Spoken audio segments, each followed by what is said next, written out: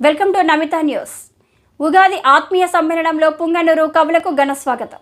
అన్నమయ్య జిల్లా మదనపల్లె పట్టణంలోని బొంతాల వారి కళ్యాణ మండపం వేదికగా మదనపల్లె రచయితల సంఘం ఆధ్వర్యంలో క్రోధినామ ఉగాది పర్వదినాన్ని పురస్కరించుకొని 26వ వార్షికోత్సవ వేడుకలు నిర్వహించారు.